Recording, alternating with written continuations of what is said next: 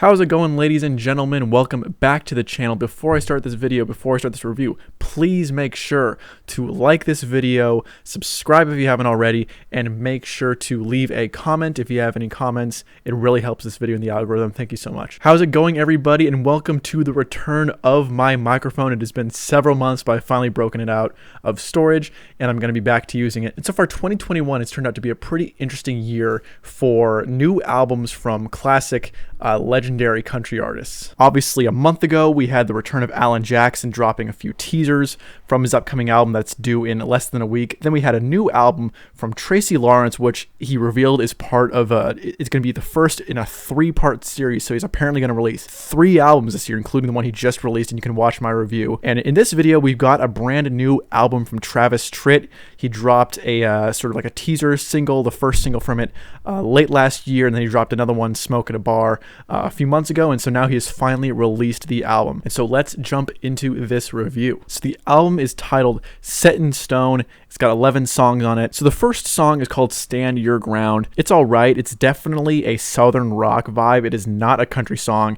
And if you know Travis Tritt, you're familiar with his discography, you know that he's always been sort of not exactly like a straight up pure country artist. He has always mixed southern rock and country, and he's always done it well. Like, that doesn't count as a point against him. He's always been interested in mixing those two genres, southern rock and country.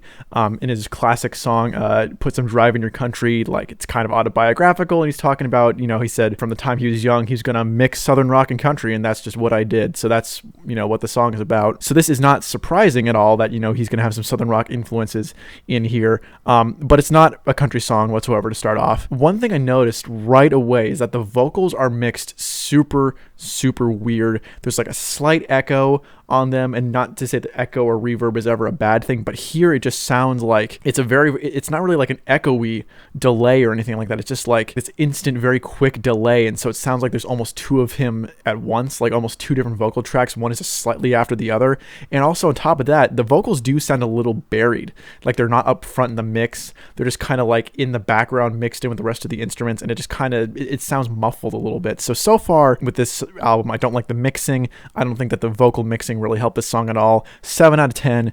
Decent song, not a country song though. Next we have the title track, Set in Stone. Pretty solid ballad. You got faint steel guitar in the background, you got a good chorus, you have a steel guitar solo, which, as you know, is always cool with me, and the vocal mixing is pretty much the same, but it works slightly better here because it's a bit more of a somber song, not really upbeat, and so it's a pretty solid song, one of the best ones on here. 8.5 out of 10 for me. Then we have Ghost Town Nation, which was the very first single to be released from this album a few months ago, late last year I believe, and it's definitely a rock song, not country. Again, I don't really think the melodies are that great. It's not catchy, even though it tries to be anthemic, like a bit like a crowd pleaser sing-along song. I don't really think it's good. I didn't like it when it came out.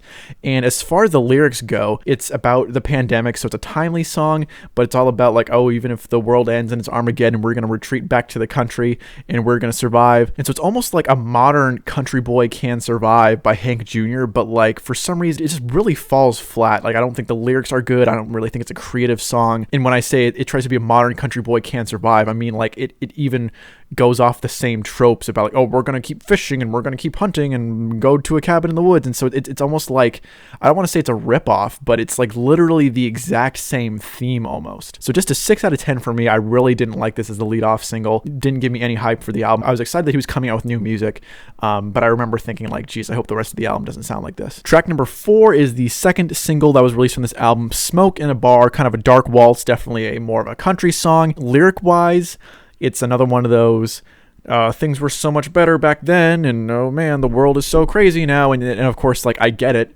and I even understand the message, and the refrain is, when the world turns slower and you could smoke in a bar. That's the lyric that, repeats throughout the song. The instrumentation is fine enough, but the lyrics are definitely more rambling and preachy rather than nostalgic. There's a way for these older artists to make songs about how much easier things used to be when they were younger, or how they don't like the way the world's going. There's a way to do that without coming off as so rambling, like you're a rambling old guy just saying, oh man, things were so much better when I was in my 20s. But Travis Tritt definitely falls into the trap here of just kind of like saying, oh man, things are so much better. Oh gosh, things were just so much better back in the old days, rather than just being like nostalgic and, talking about how much he appreciated things back then. It just seems like the message of the song is, man, everything sucks now. And that's just the message of the song. I think a good song in comparison by another older artist that kind of has the same concept but it's much better executed is Years by John Anderson, which released on his album that came out last year. Very similar concept, but it's more autobiographical, and it's just, again, it just comes off as more nostalgic rather than just like rambling about how much everything sucks now. And so, I just think that this song concept lyrically just kind of falls flat, even though the instrumentation is not that bad at all. Track number 5 is Leave This World. It's a love song about not wanting to leave this world without your spouse when you reach old age. Decent steel guitar flourishes after the second chorus. That alone pretty much elevates what would otherwise be a very dry song instrumentally. One thing I will definitely elaborate on, and it's a common thread throughout this album, the songs are really dry instrumentally, and in terms of the production, it's just super flat throughout this album, and I'll elaborate on that after I give it the total album score. Track number 6, They Don't Make 'Em Like That No More. Best song on here. Finally some kickin' upbeat country, great steel guitar leads, great electric guitar leads, good beat and melody. Easily the best song on here, 8.5 out of 10. Track number 7, Better Off Dead. Just a very, very meh song on my first impression. The dry production style really does not help this song. It's a song about marriage struggles, so it could be personal for him. Maybe a lot of his older audience will relate to that, but it's just a very mediocre song. Track number 8, Southern Man. This is one of the worst songs on here. Extremely familiar and generic lyrics, and I feel like he has done this exact song dozens of times throughout his career. Like, I'll pull up the lyrics right here. So here's an excerpt from the lyrics of Southern Man. It may sound strange, but I've never changed a single bit of who I am. I've been called a rambler and a gambler. I'm even known for writing songs. I've been up and down, been lost and found, but the one thing I've been all along is a Southern man.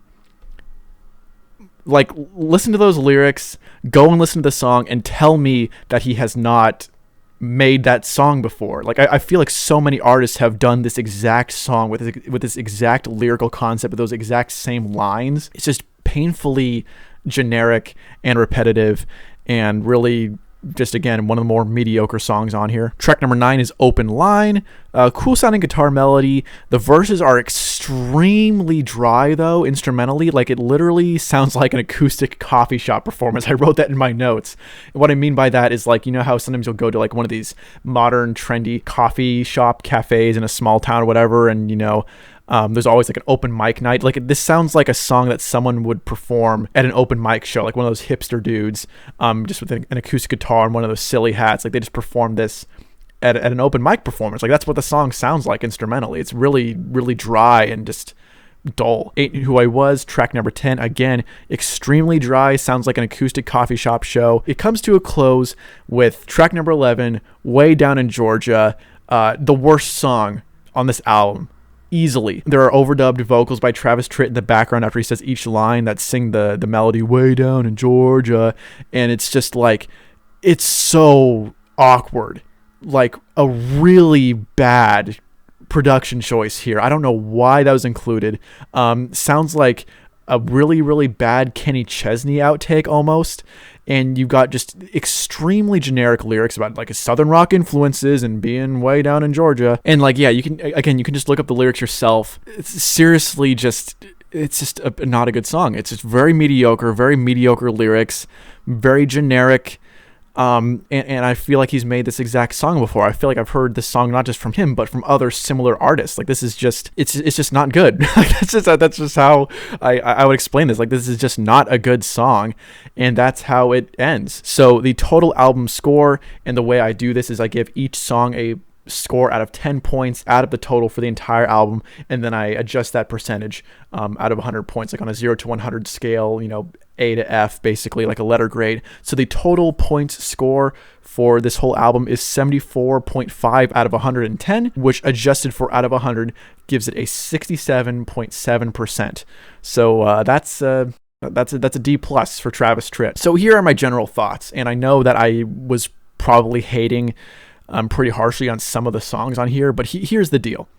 You do have some decent songs on this project, but you have extremely dry, very boring production that hurts the entire album. The production on this album is just not good. I think David Cobb is the producer. He did a horrible job with this. Very, very badly produced album. But on top of that, you have some very generic lyrics, and I keep saying generic, but what I mean is like he's just not reinventing the wheel here. Like I feel like this is a collection of songs that he's already done before. And building off that, you just have these very tired song concepts, very disappointing.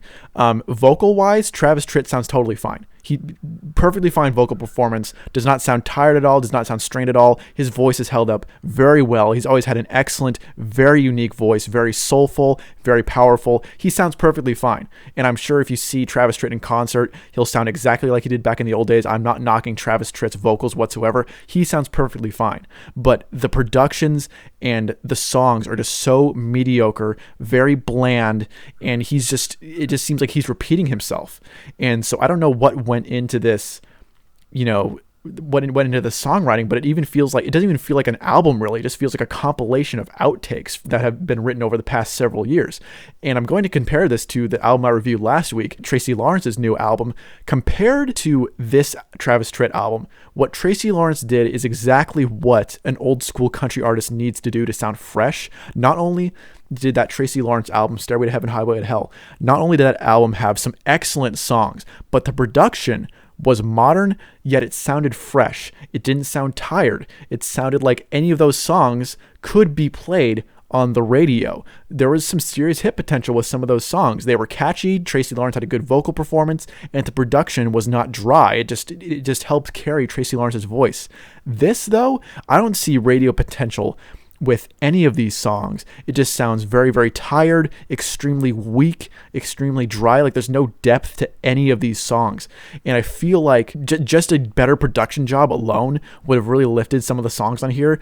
But you do have songs like Way Down in Georgia and Southern Man, which are just so generic and bland and repetitive with their song concepts. And then you have Smoke in a Bar, which again is just more ranting rather than nostalgic. When it tries to be nostalgic, it's more rambling rather than nostalgic. And then you have Ghost Town Nation, which again is like the 2020 version of Country Boy Can't Survive, but it totally falls flat. And so, yeah, this is just a pretty disappointing album. And Travis Tritt has always been a guy who he can perform a variety of song concepts. If you go back to his old albums, you've got songs like Country Club, very traditional old school style country song. You've got songs like Help Me Hold On and Any More, very good ballads. You've got songs like Trouble, really kicking rock and roll country dance songs. So Travis Tritt has always been a guy who has been able to perform a massive variety of songs, but it's like there's really barely any variety here. Every song sort of falls into like this really generic, tired southern rock mixed with country sort of vibe, and there's just no diversity, very dry production, and so it's definitely a disappointment. So I feel like the score, while maybe a little harsh, is appropriate. Yeah, I mean 67.7 out of 100. I think that's appropriate. You get a couple decent songs on here. I like the title track. I like They Don't Make 'Em Like That Anymore. That's by far the best song on here. But aside from that, there's just really nothing here that sticks. So those are my thoughts on this new Travis Tritt album, Set in Stone. Please let me know what you think in the comments. Do you think I'm a little too harsh, or do you agree with me? I'm very interested to see people's thoughts on this album because I was pretty disappointed by it. Make sure to like this video and subscribe if you haven't already. Again, please leave a comment. It helps this video in the algorithm, and I will see you guys next time.